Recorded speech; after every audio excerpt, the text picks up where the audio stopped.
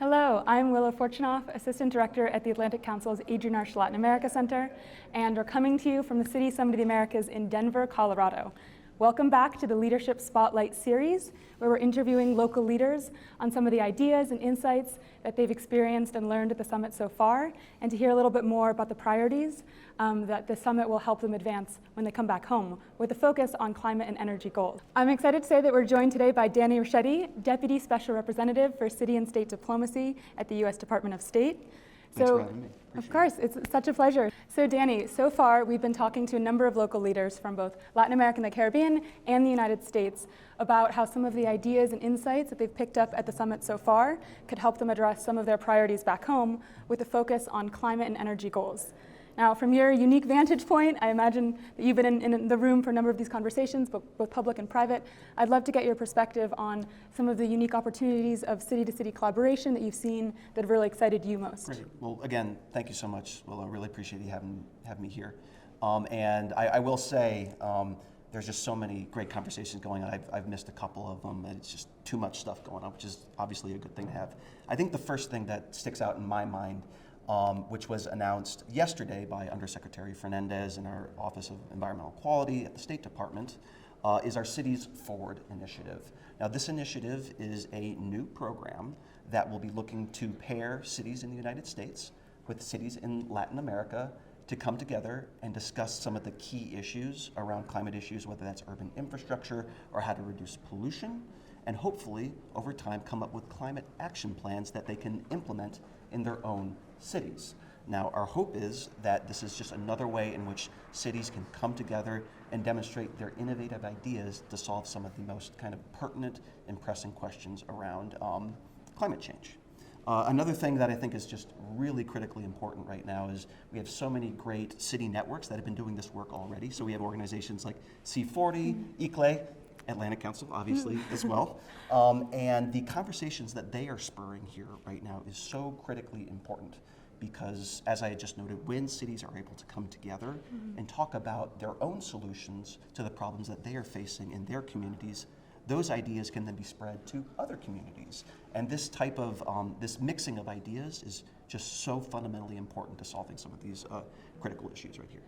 It's super interesting. I think from our experiences at the Atlantic Council, we've been really able to recognize those conversations being sparked and the ideas being generated as well.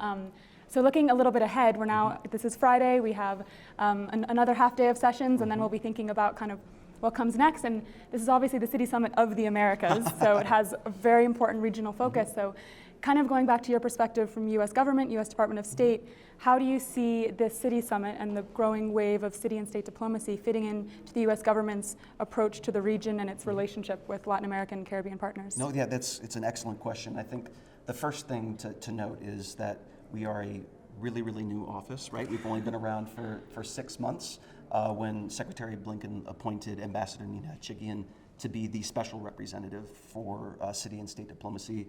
It was kind of a demonstration that the State Department is recognizing the critical importance that cities and communities and states and rural areas all play on the international stage right here. So when we talk about things like a foreign policy for the middle class and trying to bring the benefits of foreign policy to the local level, which for us in our office, spearheaded by Ambassador Chigian, is pretty much the fundamental mission of our office. We like to say we're the front door for cities and states, whether it's here in the United States or in Latin America or across the entire world.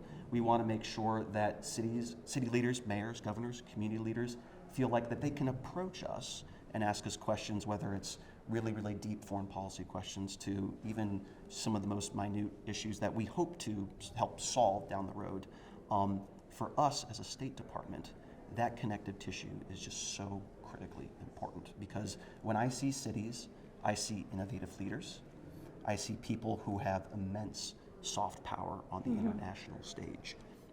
And when we are able to tap into those resources, when we are able to learn from those cities and communities and then apply it to our own foreign policy, as well as get those mayors and other local leaders on the global stage to tell national leaders how local communities are getting things done, it just makes things better for both the people on the ground and for our national leaders writ large. So for us, we hope to, through this summit and obviously beyond this summit, continue to connect with and learn from these leaders, because that is our mission.